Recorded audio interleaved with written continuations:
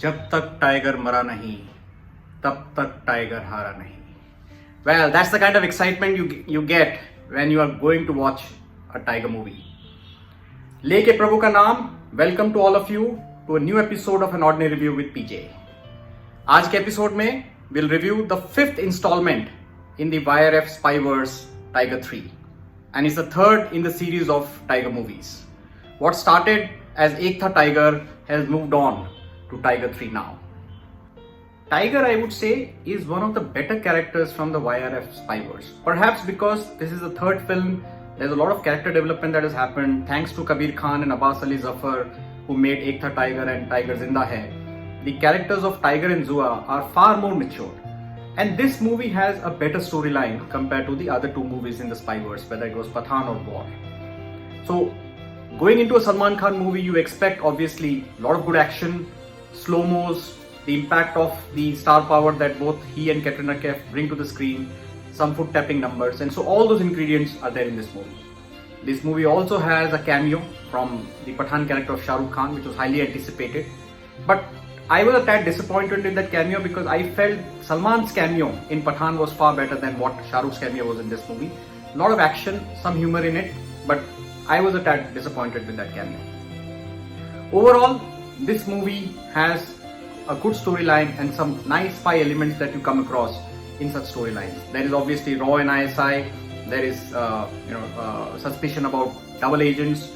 There are parts of story where you don't know who is with who, what's really going on. There are rogue elements in the government of Pakistan who are trying to overthrow the government, and how both Salman Khan and Katrina have to work together as always to solve the problem. The suspicion that Salman Khan has on Katrina Kaif herself, and whether she's a double agent and is she truly a double agent, what's going on, all of those elements are nicely ingrained in the story. But what makes this movie a little bit more interesting is the backstory of Zua's character, which is played by Katrina Kaif.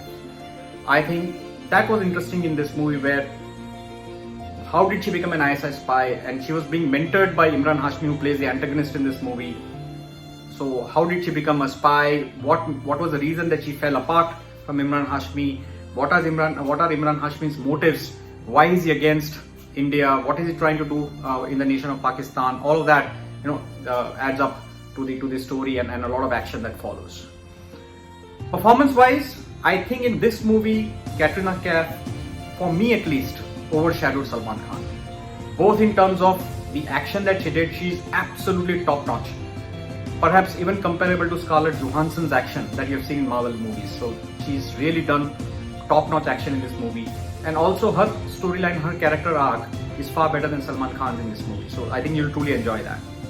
Imran Hashmi as antagonist also come across as a very strong character.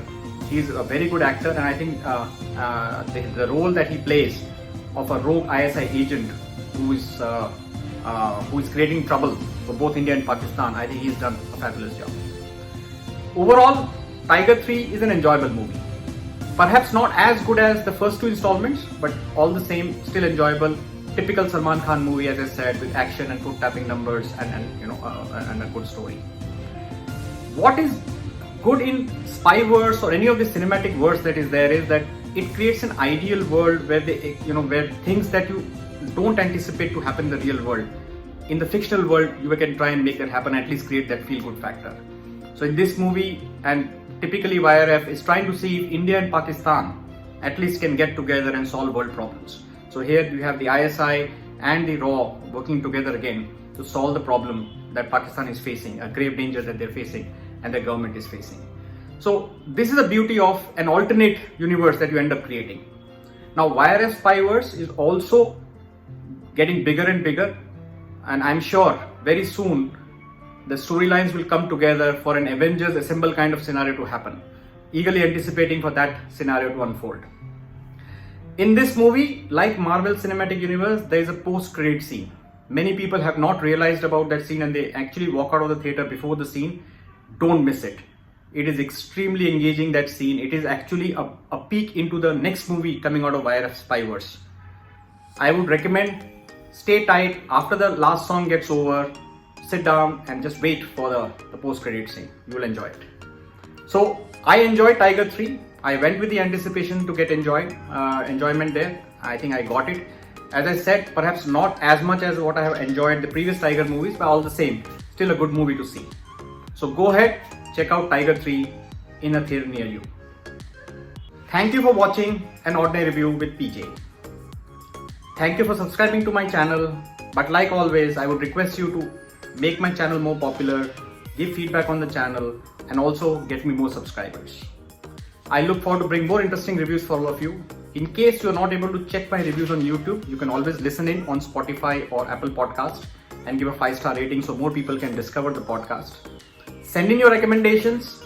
I will watch them and review them. If there are books that you're reading, let me know so that I can actually engage with them as well. And I'm also looking to make episodes more interesting. So if any of you want to come on An Ordinary Review with PJ to discuss the movies that you have seen, I'll be more than happy to plan an episode like that. So looking forward to some active engagement from all of you in the coming episodes. Till then, do take good care of yourself. Till next time, bye-bye.